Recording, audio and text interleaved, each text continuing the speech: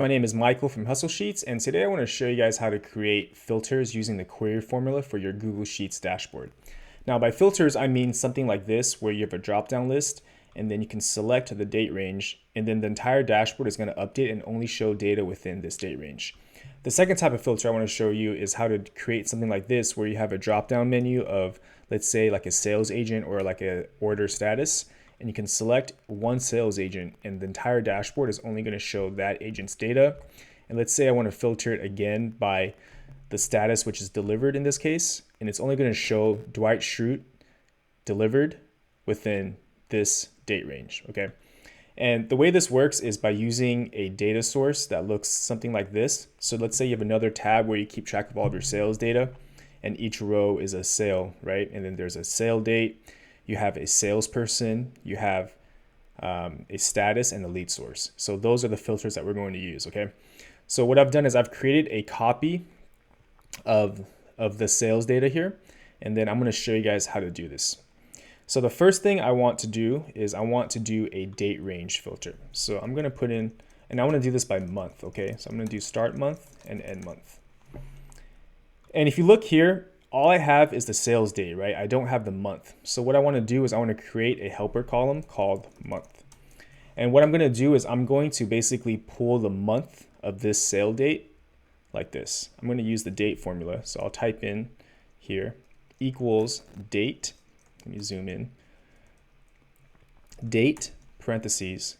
And then now it asks for the year, the month, and the day separated by column. Now I'll use a formula called year formula. And then I'm going to grab the year of this, comma, month formula, the month of the sale date. And then I'm just going to put in 1. The reason that I put in 1 is so that so it's always going to show the first of whatever month and year the sale date is in, okay? So let's say I drag this formula down a bit. It's going to show December 1st, August 1st, like this, right? And then all I need to do is I need to format this and then change it to show only the month and the year. So it looks like this. Now I basically have the month of each sale date. And if I drag this all the way down to the very bottom, you'll see that it adds in this random date, right? That's because if this cell is empty, it's going to read it as December of year 3799. The way to fix that is to add in an if formula. So I'm going to say if A2 equals empty, 2 quotation marks, comma, another comma, because I'm going to leave this blank. So if it's true, leave it empty. If it is filled in, then use the formula I just wrote. Now, if I drag this all the way down, you'll see now this is empty. So that's our first helper column, right? So what I want to do now is I want to create a drop-down list, a drop-down menu with every month that we have. So what I'll do is I'll create another tab and I'll call it dropdowns. And what I want to do is now I want to grab the unique months in this entire column. So let's say under dropdowns, I type in unique months. I'll type in unique sale month to be more precise. And then let's say I type in unique, go to the sales data, and then I just highlight this all the way down from P2 to the very bottom, P. It's going to give me all of my months, right? And let's say now I want to reference that in my drop-down menu. I'm going to call this dashboard.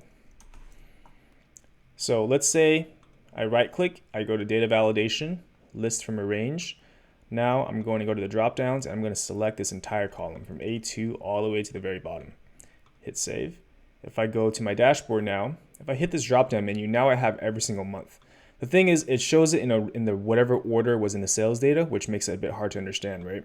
So going back to my drop-downs, I'm going to wrap this in a sort. Now it's a sort unique. It gives me a sorted data set of all the months that I have. If I go to the dashboard, now this is sorted. It's always going to show like this, which is kind of annoying no matter what. But I think it's pretty easy to figure out what month is what by looking at the first of each month. So I want this drop-down menu to go for start month and end month. So I'm going to drag this down. So now I can select a drop-down menu like this, right? Okay.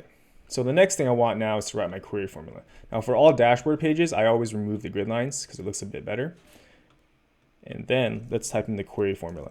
Now I go into the query formula in great detail in my other dashboard videos, but for this one, I just want to focus on the filters. So if you want to go back and learn more, go check out my other dashboard videos. But for now, I'm going to type in query. I'm going to select this entire data set from A1. I'm going to go to the very end because I'm going to add more helper columns, okay? Comma. Now, what you want to do now is you want to select, put quotation marks, select. Now I want to group everything by month, right? In this case, so select P, and let's say I want to get the sum of the sale amount, sum sale amount, and then group by P. You always have to group by anything that's in the select that's not aggregated like by a sum, and then end quotation marks, hit enter. Now you'll see here I have the month and the sale amount. The reason why it has this empty row is because it's pulling all of this data, even all these empty rows. So what I'm going to do is I'm going to add in a where clause after the select. Now a trick for the query formula that I always do is I separate each clause by a new line. So click before each clause. A clause is select or group. I have a query reference here in this template, so it goes in this order: select, where, group by. Okay, so I separate each one by pressing Option Enter. So this way it makes it a bit easier. Now the where clause always goes after the select. So now I type in where P, or I can put where A is not null. It doesn't really matter. And what that means, it's going to grab only the data, only the rows where A is not null, which is not empty. Okay. Now I have this, and then I want to add in a label because I want to change sum I to just say sale amount. And that's how you do it. Okay, and then let's change the formatting of this to dollars. So now it looks like this, right? Now what I want is I want this filter to work, okay? And now this goes in the where clause. Let me show you guys how this looks. If I go in the sale,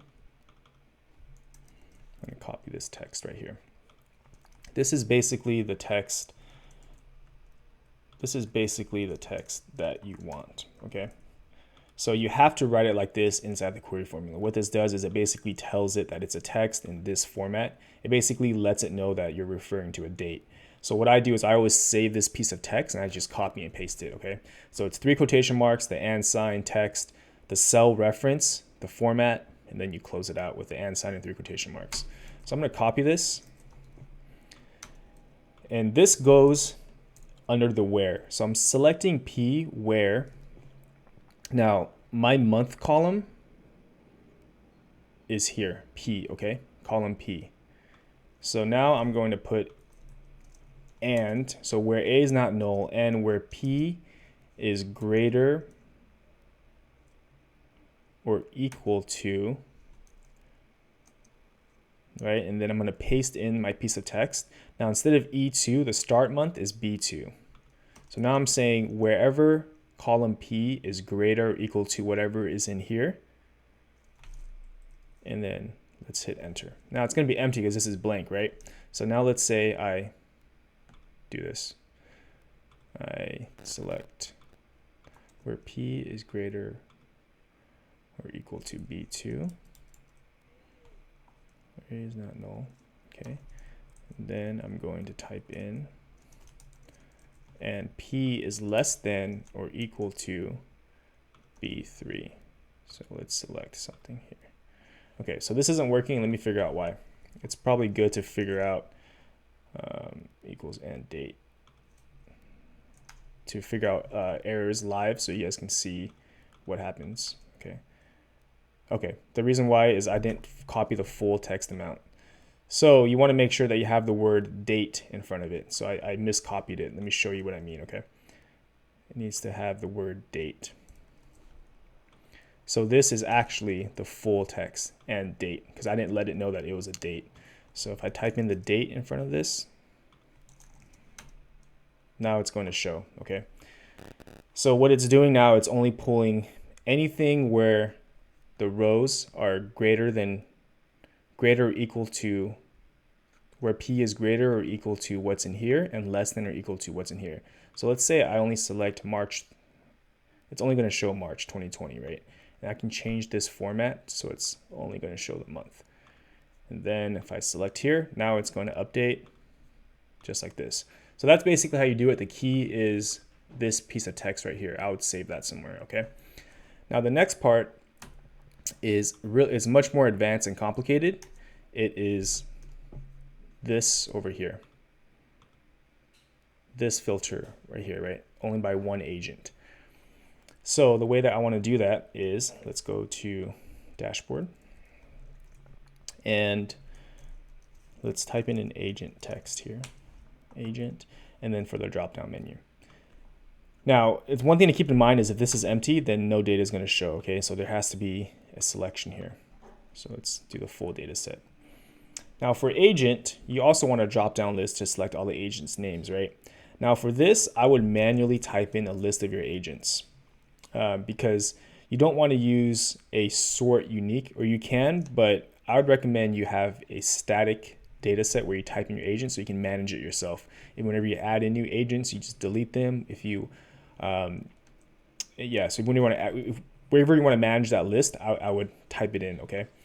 So I'm going to just copy my list of agents, of salespeople here. And I'm going to paste it under drop-downs. I think there are duplicates. So let me get rid of that. Okay, so here's my list of agents that I have, right? And then they are spelled exactly like what is in here, okay? So you want to connect. So let me remove this. So what you want to do first is type out a list of all of your agents like this. And then on the wherever you enter in your sales data, highlight that salesperson column and make it a drop-down list that goes to the same list, okay? That way it's spelled exactly the same. Now, once you have that, let's go to the dashboard and then let's select data validation equals, go to the drop-downs and select this entire column. So now what we have is a selection for each agent like this, right? And then you can either drag it out to make it bigger, or you can always just highlight over and merge these cells because maybe you don't want to ruin how it looks on underneath, but you need some more space. So something like this will look good, right? And I always kind of right align this stuff. Okay, so now we have this, and now we need to make this work in the query formula. Now, the easiest way to do this is to basically go into the where. Okay, you add in the where, and you say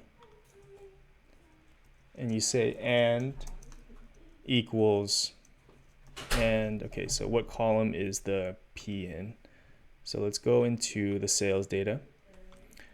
Now column H is where the salesperson is, right? So what you want to do is you want to go into the dashboard, and now you want to say into the formula, and you want to say and equals H equals 3 quotation marks, 2 and signs, 3 quotation marks. And then you want to refer to this cell, which is E2. So now E2. So now what it's going to do is wherever you select this, it's going to update, right? So that's the easiest way of doing this. Just like this. So now it's only going to show Stanley Hudson's data. Now it's only going to show Danny's data and Andy's data and so forth, right? You see it updating. The only problem with doing it this way is that when you have no selection here, it's going to be empty. And the way I used to do that is I used to have a bunch of if formulas that said, okay, if it's empty, use this query. If it's not, use this query. And that's just really complicated, right? So I figured out a better way of doing this actually is by using helper columns. So what you want to do is you want to go back to your sales data, and I'm going to call this column sales agent filter. Now, the goal of this column is basically to make it so that on this query, we're only selecting the columns that has a true in it. Now, it doesn't have to be true, but it can be like any text like yes, but I'm going to use the word true, okay? So the way that this is how it's going to work. I'm going to say in here, I'm going to say equals if, go back to the dashboard, if this cell equals empty, then true.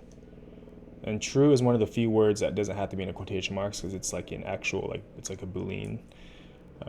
But if I wanted to say yes, then you can just put in like quotation marks yes, right? But I'm just gonna use true. Okay. If dashboard equals empty, then it's true. Otherwise, false, I'm gonna leave it empty. Okay. Now, if I drag this, and make sure that you lock it with a $sign, because if you don't, then it's going to refer to E3 dashboard, E3 dashboard E4, and I'm only referring to this dropdown. Okay. So if I go to sales data, I want to lock it. I'm going to lock it with a $sign, right? And then I can drag this all the way down like this. Okay. Now, when I drag this down now, it's going to have just E2 all the way down. Now it's going to say true whenever it's empty. So if I select an agent, let's say I select this agent here, now this is going to go away, okay? So if you see here, if I instead change this last part where H equals E2, instead I change it to where Q equals true. So now I'm going to say, and Q equals true. Now, like I said, normally if you're referencing like words in the query formula, you have to put it in an apostrophe, right? But true and false are the ones that you don't have to do that for, okay? Now, if I delete this, it's going to show all of this data because now it's going to pull in all the rows that have true, right? Now, so now what I want is I want it to, if I select an agent here, I want only Dwight Schrute's rows to say true. And this is how you do that, okay? So under where if value is false, I'm going to say if it's blank equals true. I'm going to add in another if statement that says if, go to the dashboard, E2 equals this salesperson's name, then true, else empty, okay? So now there's two if statements. And don't forget to lock this in right here. Now if I drag this all the way down, you'll see only this where it says Dwight Schrute is going to be true. So if I look here, let me remove these columns a bit so you can see it. If you see here Dwight Schrute here, now it's going to be true. And then this is going to say true, right? So if I go to the dashboard now, if I delete it, it's going to show everyone's totals. So here, I'm going to do a total so you guys can see the sum, okay? So it's like 4 million in sales here. But then if I select Dwight Schrute, now it's going to change to 1 million. If I select someone else, it's going to automatically update, okay? So that's basically what you want to do with everything, okay? So now let's create a status one. And let's create a drop-down section with all of our statuses. So I'm going to sort unique just so I can get the list down. But normally you would type this in beforehand. There's only 3, I think. So there's only 3 statuses, okay? So now I've copied and pasted it. So this is a static. So under the dashboard, I'm going to do data validation. And then I will select the statuses. And now you can select a status, right? And I want it to show all of the in transit rows only, okay? And now we're going to do this the exact same way. I'm going to call this a status filter. And then I'm going to take the exact same formula. This is going to be really easy. The exact same formula, but instead of E2, I'm going to reference E3, right? So let's go to E3. I'm going to change E2 to E3. And then instead of saying equals to H2, I'm going to say M2. Whoops. M2. And I'm going to drag this all the way down. Now the selection right now is in transit. Now it's only going to pull in the rows that are in transit, right? So in transit here, it's true, otherwise it's false.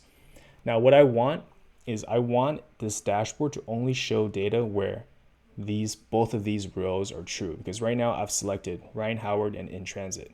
So I really only want to show where both of them are true, because this one is Ryan Howard and in transit, right? And then whereas this one is just in transit, but it's not Ryan Howard. So I'm going to go back to the formula now. Now, this status filter is in column R. So now go back to the formula, and I'm going to say and R equals true. See, and now I can delete both. I can select any of these statuses, and it's going to automatically update. So that's basically how you create the filters, okay? If you guys have any other questions, just leave a comment, and you guys can ask me about this, and I'll create another video about it. I also have other dashboard videos if you guys want to check it out, and it will go over how to create this entire dashboard in better detail, basically. All right, thanks a lot, guys.